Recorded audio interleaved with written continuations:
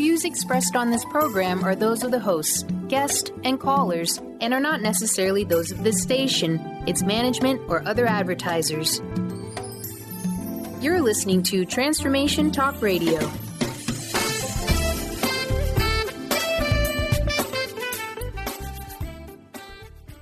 Hi, welcome. This is Dr. John DeMartini. This is one of the most amazing and inspiring shows that you can listen into. If you want to be on the edge of your seats, if you want to open up your heart, if you want to expand your mind, and you want to meet incredible people, stay tuned because you're just about to experience a transformative radio show that will change your life. And you're listening to the Dr. Pat Show that's coming up right next. The following audio is via a Skype call.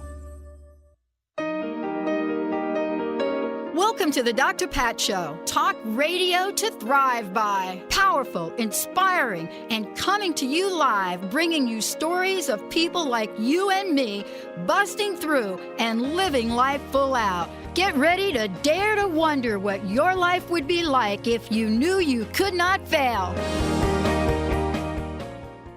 Hey, everybody. Welcome, welcome, welcome. It's so great to have all of you tune us in and turn us on. Thank you so much for connecting with us. Happy Halloween season. And as always, I love talking to Benny about this time of year. Hello, Mr. Benny. Hi there. Good day, Pat. Have you decided to dress up? Yeah, of course. You can't share, right? No, I'm not going to. Not yet. Okay. Yeah. No, it's a secret. Because That's how then we it's roll. a big... I know. So I was going to be a ping pong table, and I'm impressed already. Right. So I had this hat that was like a top hat, and it had all these little ping pong balls in it, and I left it at the ping pong table place where I played. No. Yeah. So instead, I had to be a leopard. Oh, well, that's okay. That's a good backup. No, that's okay, right? Yeah. I like that. For those of you that are trying to wonder, what does ping pong have to do with being a leopard? I'm going to save that for an upcoming show we're going to do on that. But today, we're talking about soul whispering, the art of awakening shamanic consciousness with Star Wolf and Nita Gage joining me here today. Now, Nita Gage, rather. What I love about this topic is when you are me, who, Benny, 14 years we've been doing this, right? And you get to talk with and sort of follow people in the journey of what they are bringing into the world, their gifts, their talents.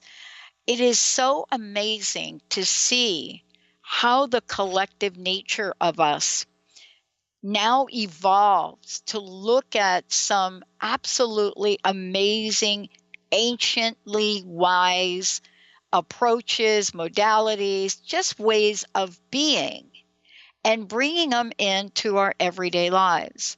So today, we're going to be talking about this fabulous, fabulous book, a new book, by the way, and we're going to be giving away 3 copies of it.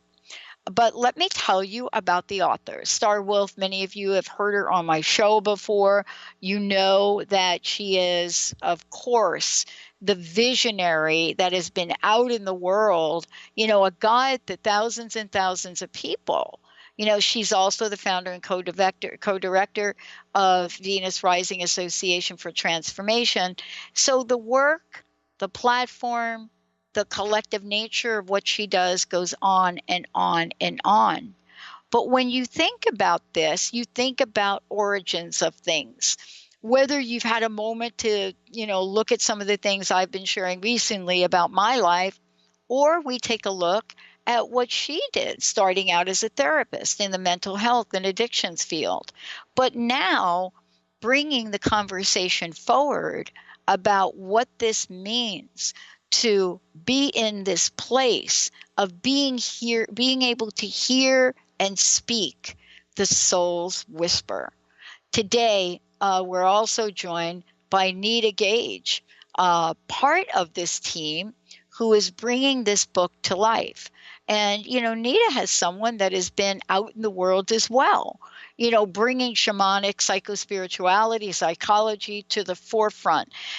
What I love about this, though, is that when we think about, but whether it's Starwolf or Nita, we're looking at people that have been in the forefront of something that is so ancient and yet so relevant for today's world, because the things that we think are working in the world according to prescription or description are just not working.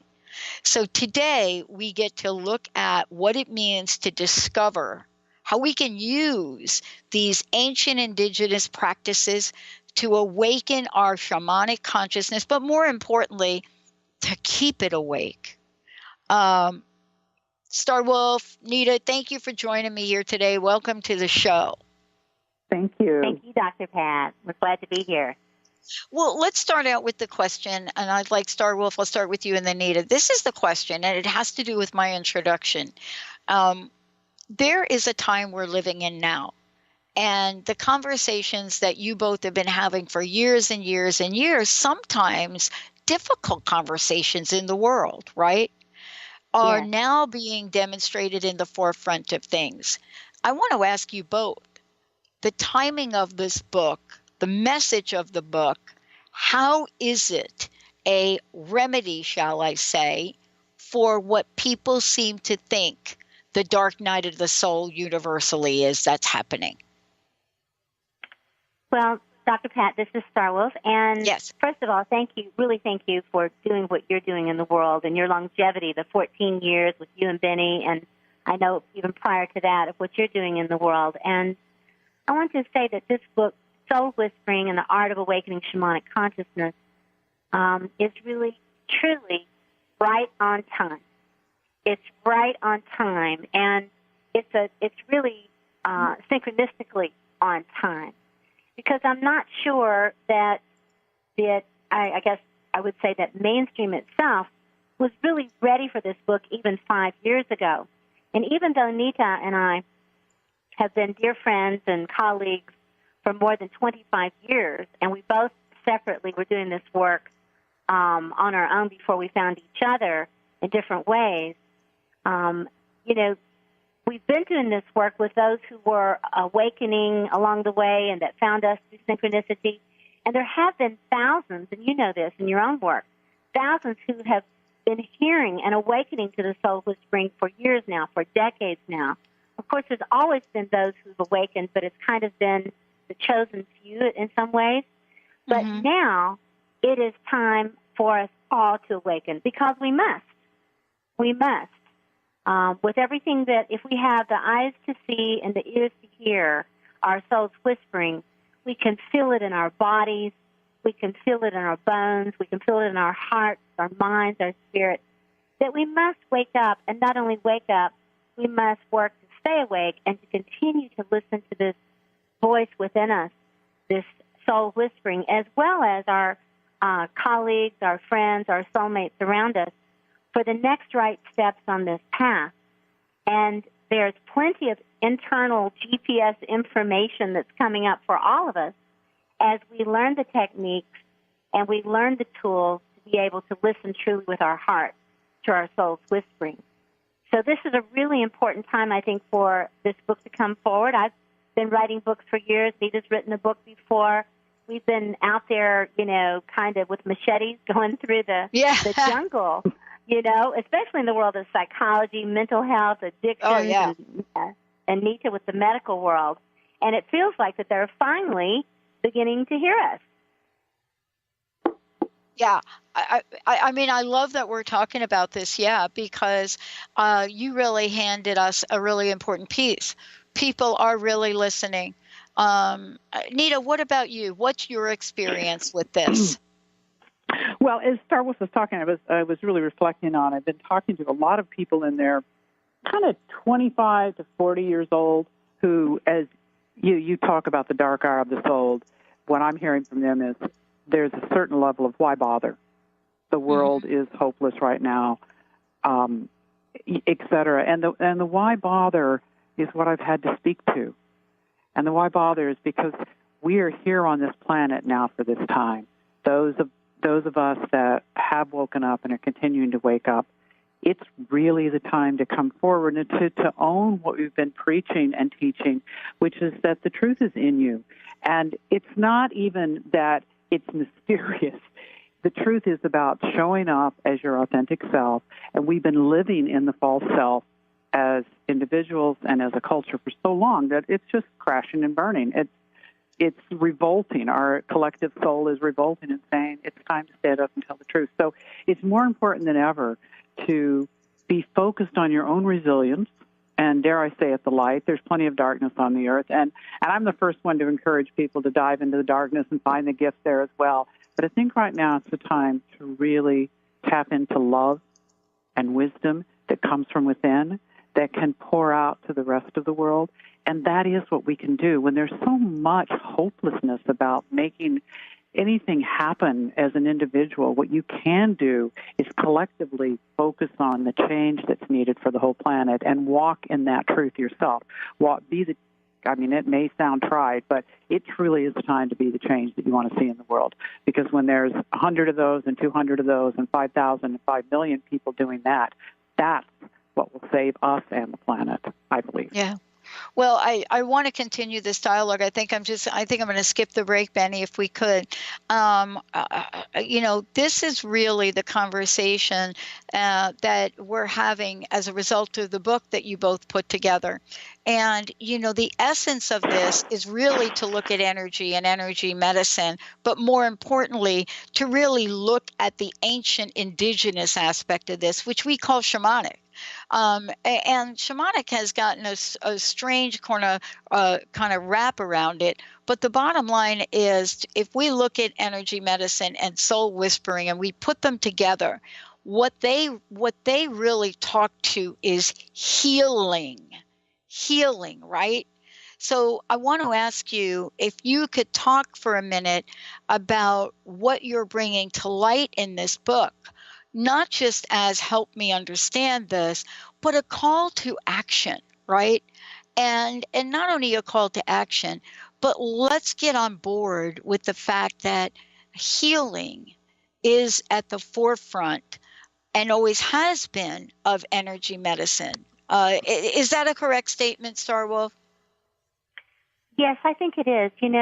I like to also think of healing its next octave as well. And what healing really is transformation. Yes. That's what healing is. The reason we need to be healed is that we're wounded healers. No one has come onto this earth and been born unscathed. If we had parents, if we had a culture, if we had, religion around us, schools, there's a million different ways in which as Nita was speaking about, the authentic self begins to put on a false self in order to survive. We all do it very innocently, and then we learn to teach others to do it. Our own children, we don't even know unless we're waking up.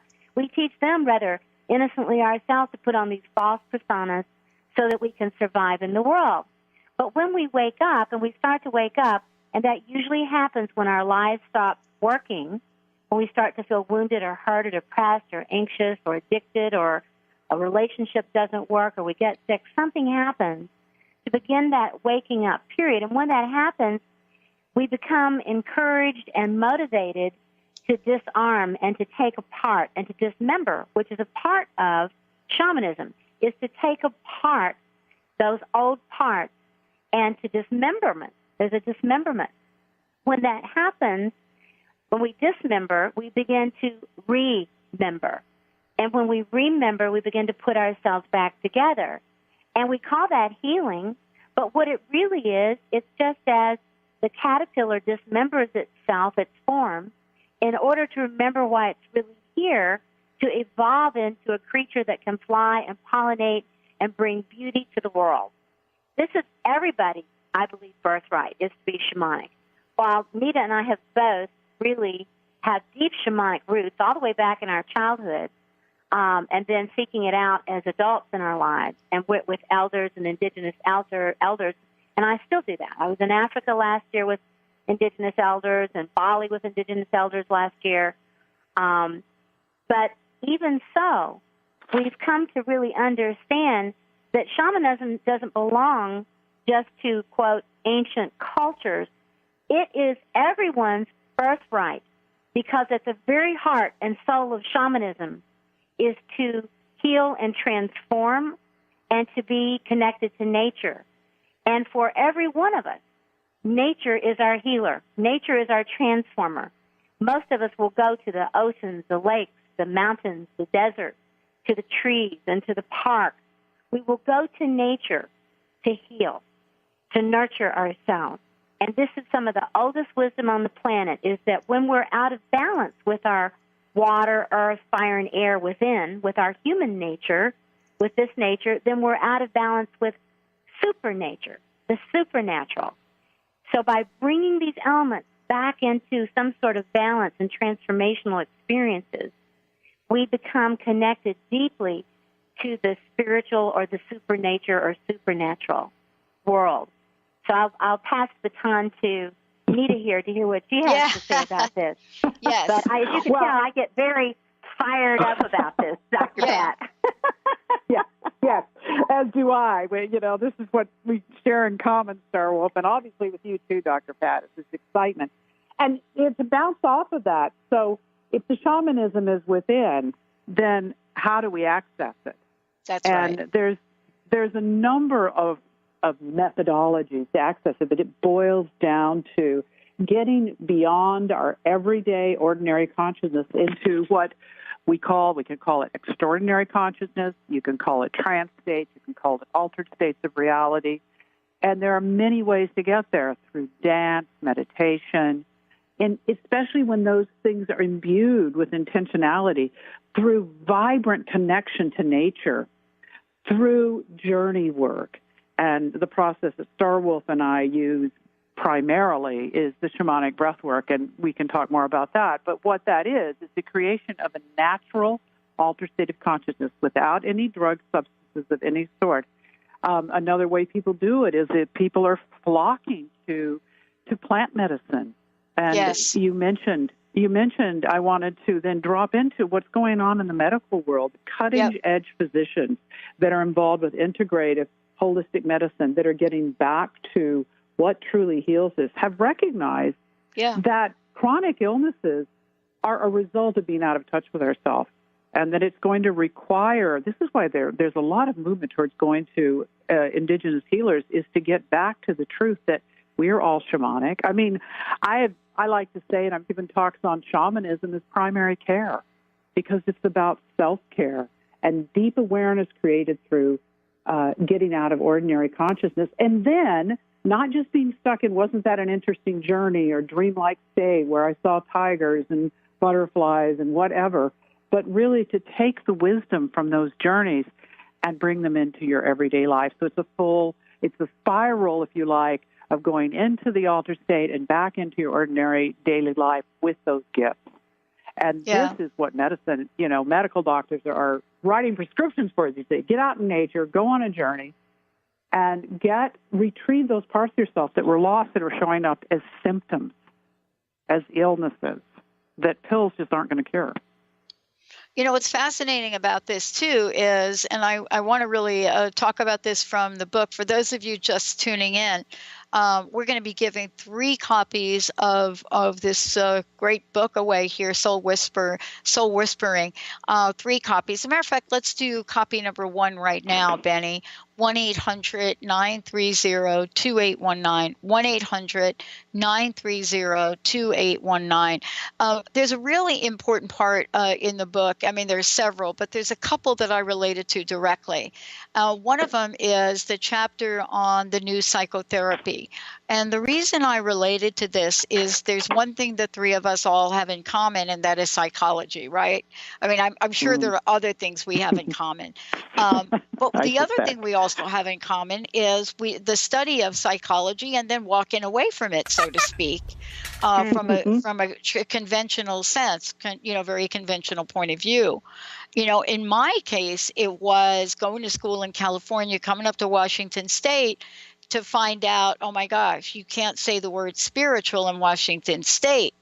And they've changed it a bit. But the point really is that we are finding the medical profession turning this around as well as many people in the field of psychology have done for decades and decades. I mean, you could even go back to Carl Jung, right? But the medical profession, we have a host on our network, Dr.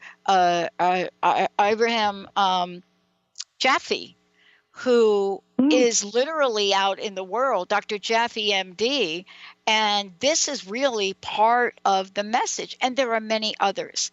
But I want to ask you this question. The new psychotherapy is really important because we are struggling to find out how to help people suffering the many, many layers of illness, aren't we? Yes. Yeah. Yes, we are. So true, Dr. Pat. You know, I was sitting here thinking as you were sharing that and thinking and reflecting back over my own career that started at 20 years old, working in the mental health system in a day treatment program when they were first started taking people out of hospitals and basically turning them out on the streets because they said, okay, we're going to, no longer lock people up. But they didn't have any place for them to go, so they started day treatment programs. That was my first entry into working in the field of mental health, was running programs from 10 till 5 every day for people who that at the end of the day, we either had to let go back out on the streets or sometimes they went home to a family, or some of those folks actually went to nursing homes even if they were 25 years old. So that was my entry into that. And I remember, I stayed in that field and advanced in that field and doing different things, working with all kinds of folks, and then became a specialist in the addictions field. And I remember in my early 30s when I was standing outside of a mental health center, and one young man came up and gave me a big hug, and I hugged him as he was leaving to go get on a bus to go home. And when I went in, the director of the treatment center said if you ever saw me hug a client again, especially out in broad daylight in front of other people, that I would be fired on the spot. At that moment, I went to my office and I cried for a moment, kind of picked myself back up, and I thought, well, from now on I just won't get caught. Because I hugged all my clients and patients. Yeah. We called them patients at that time. Later on, they started calling them clients. And I made a vow to myself then that I was going to find a way to move out of that system and to take the best of that system, because there's some good things there, that I was going to take the best of that system, but that I was going to take some of my old hippie days from the 60s of peace and love, and I was going to find a way to bring that in, and I was going to discover a way to be in the world and to do this differently. And so synchronistically at that time, that's when I discovered, really went into Jungian work, went into dream work, went into shamanism, started practicing different forms of breath work. And it wasn't until I was about, I think it was 38, 39, that I was fully able to step out on my own in that way and say, I'm not working for anybody anymore except the universe. But I want to take that one step further. Yeah. I knew that I was on, that I was being, pardon it, but I was being ballsy. I was willing to do something that other people just weren't ready to do, and I knew that. I knew that I was ahead of my time. I knew I was a premature birth when I was born. I knew I was ahead of my time, and that not everybody was going to take that leap of faith and walk away from job security, insurance, paid vacations, and all those kinds of stuff and do something weird like I was doing and think they were going to be able to make a living with it. Well, needless to say, I have. And not only have I, but I have flourished. And the main thing that I have really focused on doing in the 30-plus years since then is developing programs that could integrate back in to mainstream. But all those people who were on the fringe could also find us, all the people who were kindred spirits, but beginning to find a way back into the mainstream in some way. And one of the ways that I did that is I created a program to train and ordain shamanic ministers. And kind of the secret code was, and this is a legitimate program that we've been doing for a long time now, that shamanic ministers can hug whoever they want to. They can hug whoever they want to. And it is a legal ordainment. They can be spiritual healers. And we have ordained hundreds of shamanic ministers. Well, I took it another step forward, and worked with people to become their own spiritual centers. And I was able to create congregations where people could have their own spiritual centers. We have 14 congregations around the country. And then the third step, Dr. Pat, was we went through the state of North Carolina here where I live, through the University of North Carolina, and we created a non-accredited, but it is a acknowledged shamanic psychospiritual university where people can acquire bachelor's, master's, and degrees in shamanic psychospirituality. So we've been introducing this into the mainstream for a while to help people find you'll see where I'm going with this, to find the labels that people look for sometimes: a minister, a congregation, a spiritual center, a degree of some kind, a doctorate, a master's, or bachelor's, that says, yes, we have done due diligence to train and support people in an alternative way to help hold space for people's transformation. And we are doing it by leaps and bounds with hundreds and thousands of people now. And so I think that what we're doing is very timely because people are kind of fed up with what's not working. Yeah. And what's happening now is more and more information. Take all that. But because we're all connected now so much, like the work that you were doing 20 years ago, it may have taken 6 months for somebody to hear about, something incredible that you were doing. Now, all it takes is a tweet or a Facebook post, right? So we've been connected in this world of technology to save lives. See, that's what I think. People say to me, this technology. I'm saying, you know what? We are building 10 channels with technology that doesn't exist in broadcasting. Why? Because our mission has always been to help people live life full out. To imagine having doctors and healers and psychics and then we have a God Talk channel so that people in February of next year from all over the world can step into the world of possibilities, right? So that this doesn't have to be a crapshoot anymore. We don't have to roll the dice anymore and hope that our number comes up. We're going to take a short break. When we come back, we're going to give another copy of the book away. We're going to make sure you all find out how to get a copy of the book, but also find out more about these amazing healers, authors joining me here today on the show. For those of you, if you're just tuning in, Star Wolf and Nita Gage. We'll be right back.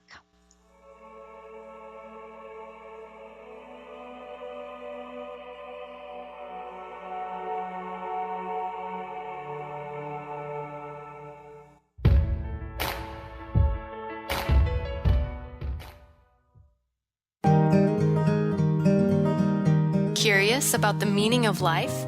Do you want to deepen your spiritual practice? The School for Esoteric Studies offers online training to spiritual seekers from all paths of life and individual coaching. Our courses synthesize Eastern and Western spiritual traditions based on meditation, study, and service applied to everyday life. The school also organizes group meditations each year to benefit humanity. Whether you're just beginning to reflect on the spiritual side of your life or are a more experienced spiritual seeker, the school warmly welcomes you to join our group.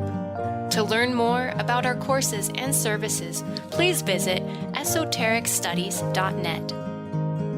That's esotericstudies.net.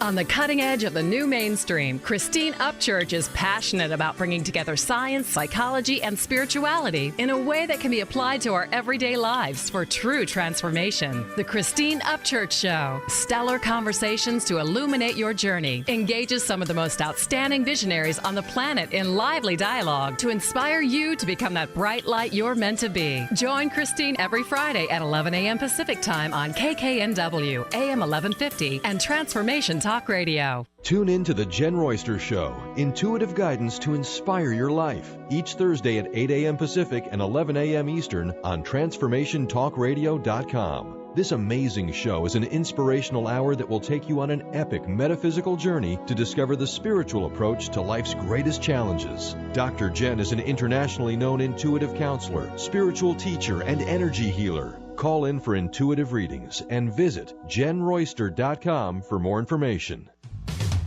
A word of caution: if you prefer the status quo and you are not interested in improving every aspect of your life, this book will trigger the shift out of you. The Truth is Funny, Shift Happens is available now. Author Colette Steffen brings the powerful knowledge and life-changing energy and empowerment from the radio airwaves to the pages of her new book.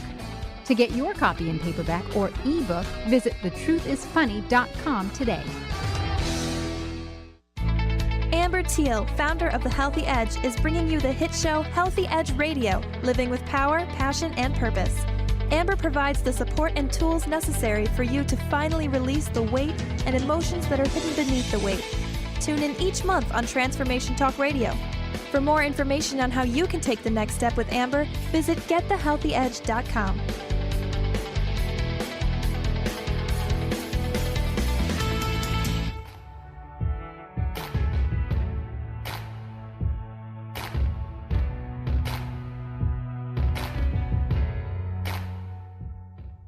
Wow, I am so excited. Benny, as I said before, let's go ahead and give another copy of the book away. I love it. Soul Whispering, The Art of Awakening Shamanic Consciousness with Star Wolf and Nita Gage. Before we jump ahead and we ask the question that just came in from one of our listeners, please take a moment and give information about each of you, how folks can find out about you, each of you, and upcoming events, and how they can get a copy of the book. Star Wolf, do you want to start first? Sure.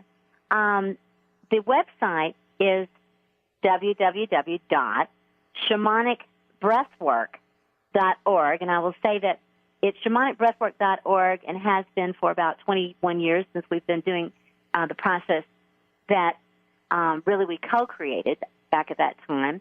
And it's a rather extensive website, so really that's a good way to find out a lot of events that are happening and about the process of shamanic breathwork and other things. And so, to be honest with you, there's so many events on there. Last year I did, I think, 50 events. So there's so many events on there. If you're interested in doing personal healing or personal training to become a facilitator of the work, or minister, or any of those things, or to get a degree, everything is on that website. So that's shamanicbreathwork.org. And then Nita and I are planning an event, our first Soul Whispering Weekend, and that's on the website too, and that's happening in March of next year. So it'll be our first. We've been teaching together forever, but this is in conjunction with our book. We'll be doing an initiatory weekend for people who want to come in and learn about soul whispering.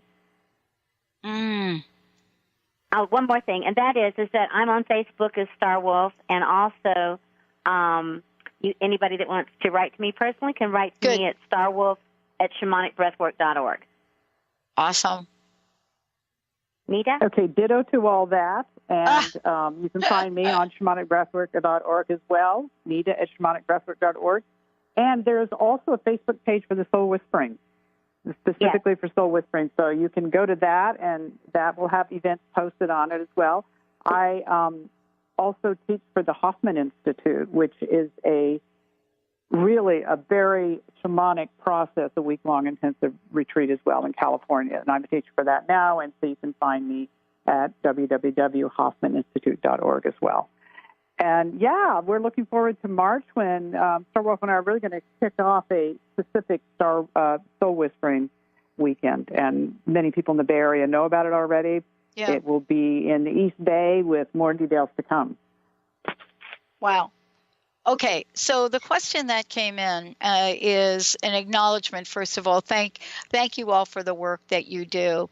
And, this is from, looks like Louise. Yep, looks like Louise. The question is this. Thank you all for the work that you do. I love that you're talking about the new psychotherapy. As a reminder, wasn't it Carl Jung who pointed out to Bill W. of Alcoholics Anonymous that the only solution for addiction is a spiritual awakening? I think, Star Wolf, you can address that. My question is, when all is said and done, how do we learn, or how can we learn how to heal ourselves?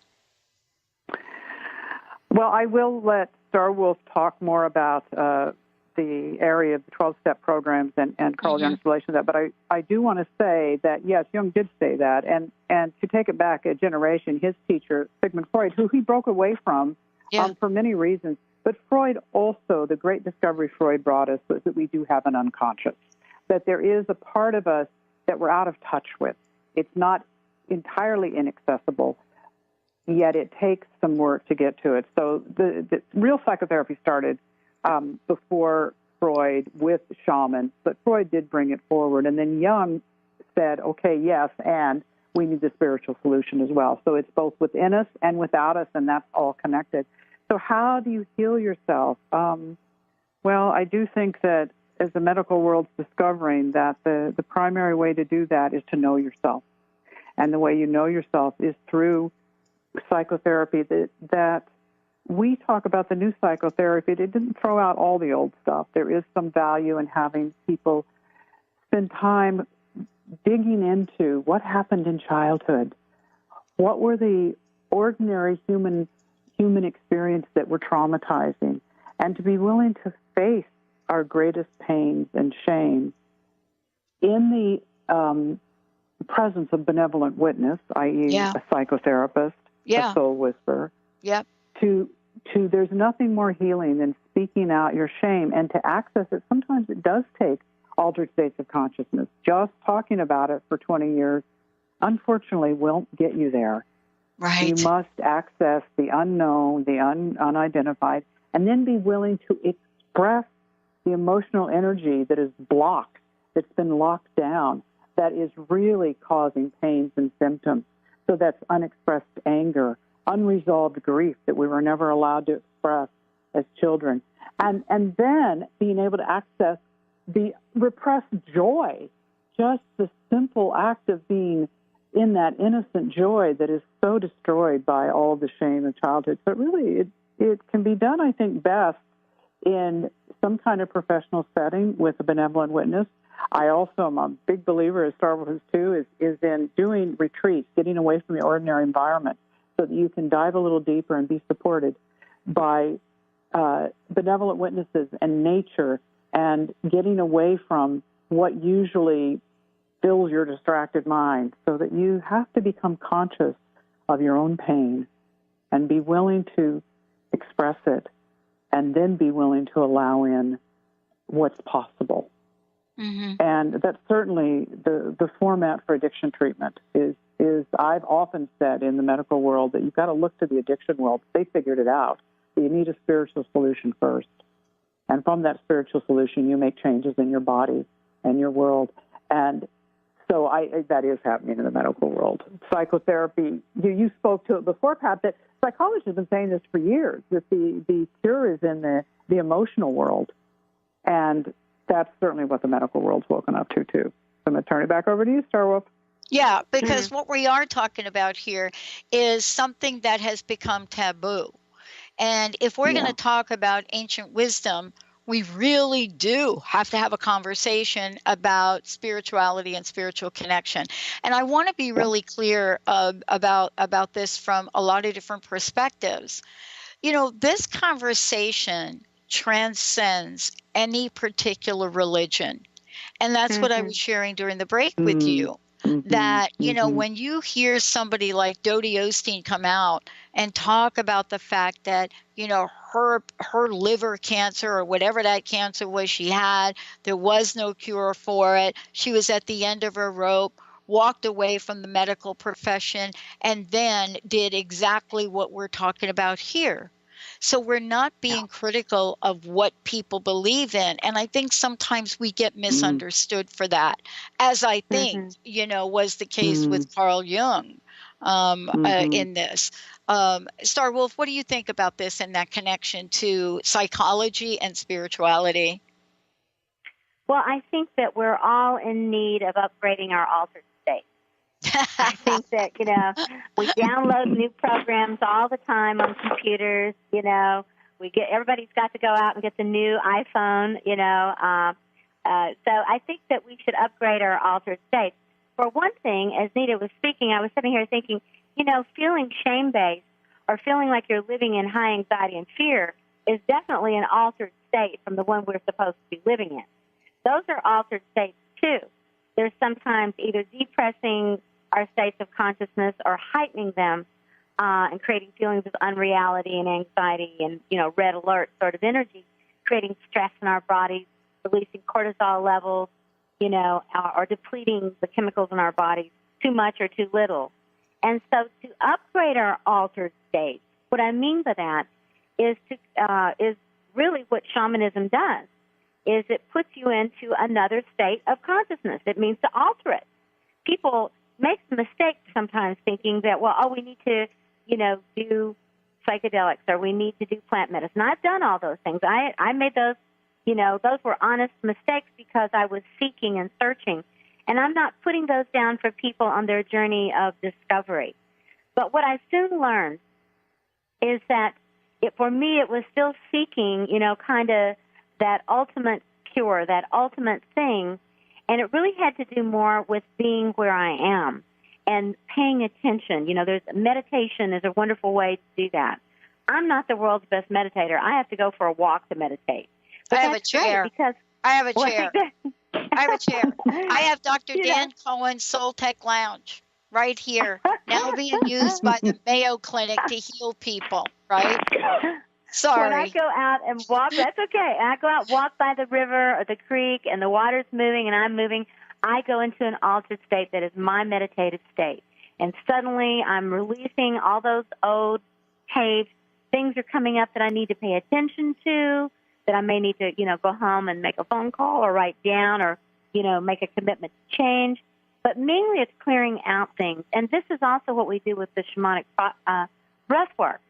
And for me, these states of consciousness that gets us out of ordinary states of consciousness, just kind of the mundane world, or that gets us out of these aberrant sort of kind of states of altered states of consciousness, is restoring us to some sort of consciousness that predates all the rest of these.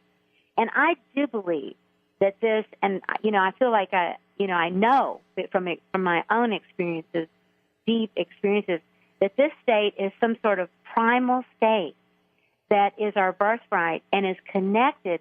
You can call it to what you want to call it. I call it the great mystery or great spirit.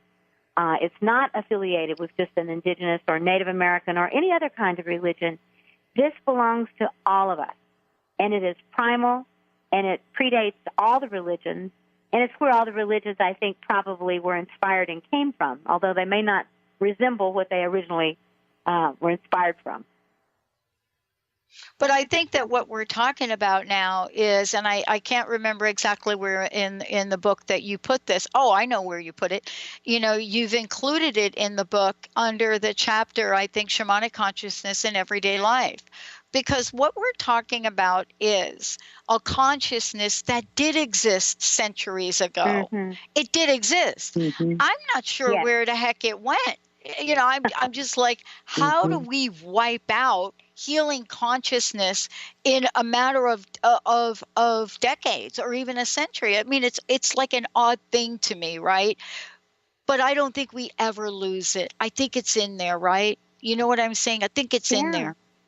Mm-hmm. Yeah, and Dr. Pat, I just, I guess I tend to have a philosopher inside of me and a faith that all things are working together for good, even the so-called bad. And, I did grow up Christian, and now I feel like I'm, like I said, I connected to great mystery and great spirit. But I have some of those deep, beautiful Christian teachings that are still within me. And one of them says, is that all things work together for good. And it says that right in the Bible. Yes, it does. And I really, truly believe that. And I don't think that's a Pollyanna-ish sort of thing to say. I have a sense that even the dark side of the moon, even the eclipses that we go through as humanity evolves, are part of the spiral path of death and rebirth. shamanism has always been about dark and light. It's not about light only. It has always been about things dying and being reborn at another octave, at a greater level of consciousness. So perhaps, as some religions teach, the Hindu religion teaches this, and different religions teach this spiritual path, perhaps just like the dark night of the soul that an addict goes through and then comes through in their own recovery and transformation, perhaps there is something that happens that cracks us open, just like the caterpillar cracking open and then cracking open the chrysalis and becoming the butterfly. By knowing the darkness deeply, and that dark night of the soul, as the Christian mystics have known, perhaps it's then that we can fly to higher heights. And so I think the problem is when we overstay our welcome by becoming depressed or getting stuck by taking too many pharmaceutical medications or drinking and getting lost in addiction or seeking the next high.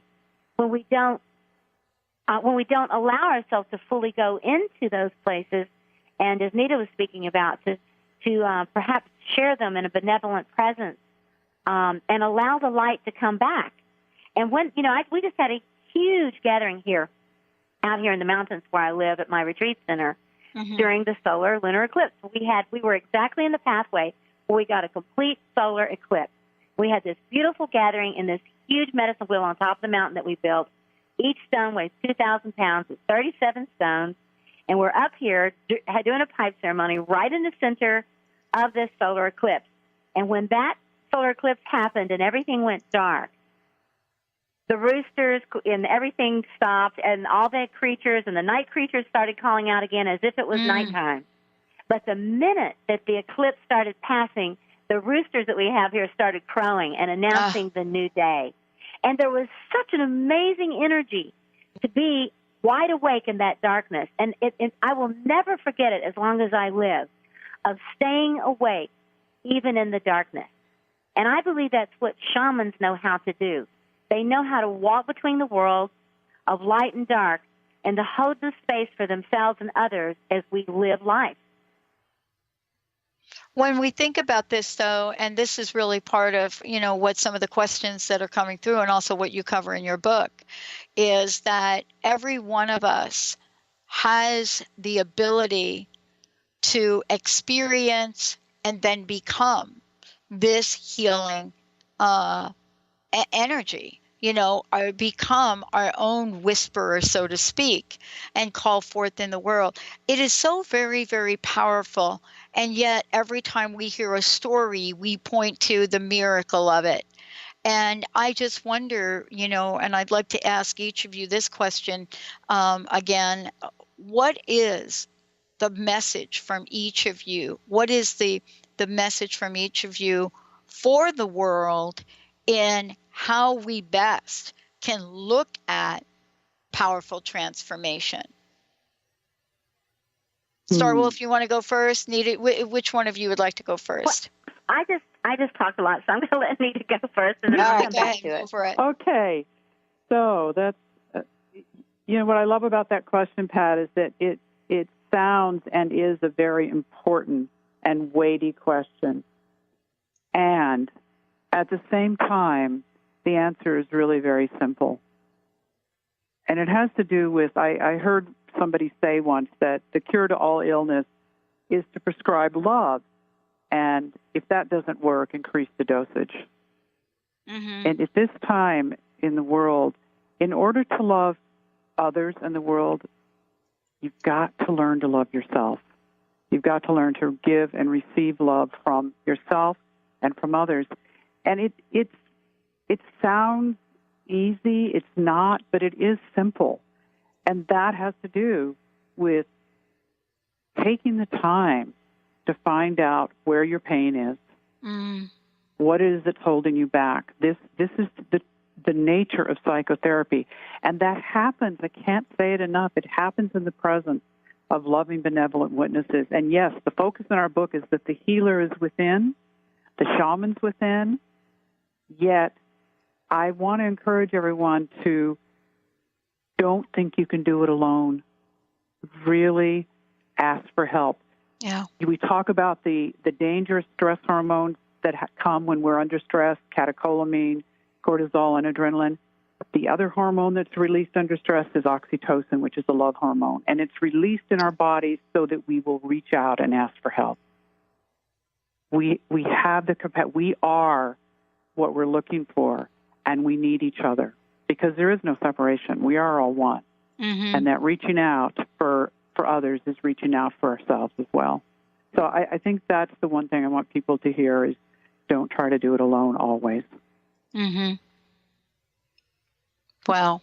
Well, Grandmother Twyla, my Seneca Wolf Clan adopted grandmother from many years ago, used to say that if Creator, if there was only supposed to be one of us, we were supposed to do it alone, Creator would have only created one of us. The Creator in its wisdom knew to create a wide variety of experiences and people, creatures, animals. And, we're never, as Nita said, in some ways, we're never, ever truly alone. I'm an only child, and yet when I grew up, I didn't feel lonely. I had a grandmother when I was a child that I was very close to that was connected to nature and that connected me to nature and connected me to animals. So I have a huge, huge love for animals. I have 2 dogs and a cat. They sleep with me. They follow me around the house. They go everywhere I go. They get a little put out when I don't let them come into the interview sometimes because I might bark, So I feel like I'm never truly alone. And whether it's animals, the trees, nature, the elements, people themselves, there is a quote that says, it is better to be alone than to be with someone who doesn't understand you or who's not willing to try and understand you. So we do want to choose those who can meet us, and that's a very important thing to do. You were talking about the crapshoot of trying to find the right program to listen to earlier, Dr. Pat. Well, it can be a nightmare trying to find the right physician or the right mental health worker or the right therapist or the right minister or spiritual organization to connect with. Because too often people try to diagnose you or fix you or control you in some way instead of recognizing your own inner healer. The best physicians, the best ministers, the best shamans, even some indigenous shamans can act that way too. But the best people that I have ever worked with, for me, when I've needed extra help or personal healing, have been those who listened, loved me, held space, didn't give advice, helped me reflect on the experience that I was going through, maybe made some suggestions.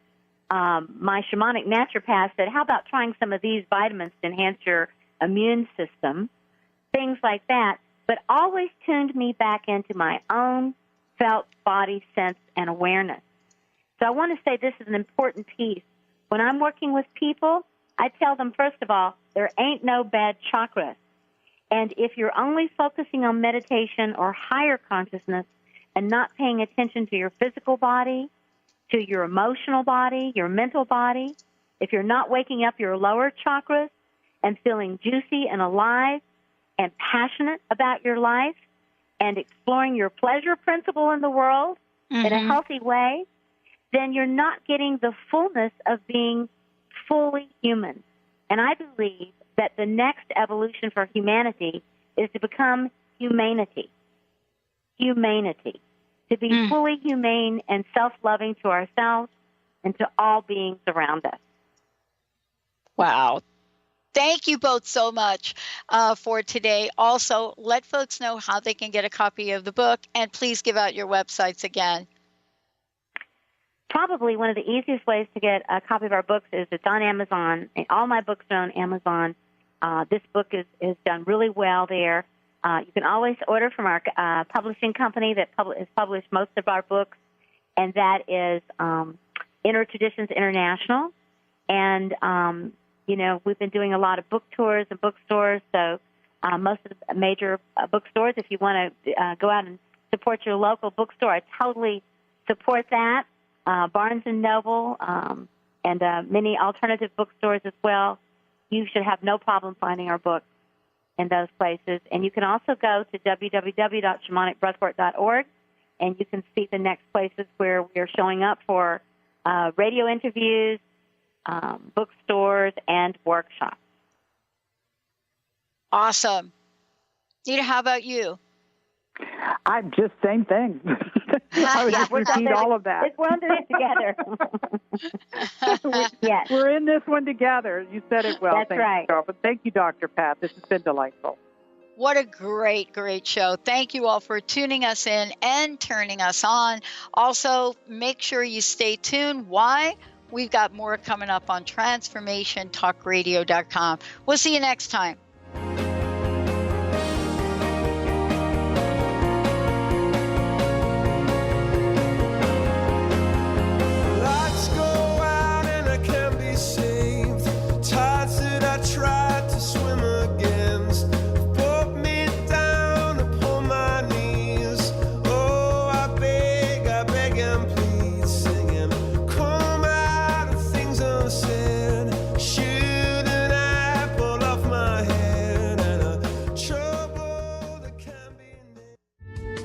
The preceding audio was via a Skype call.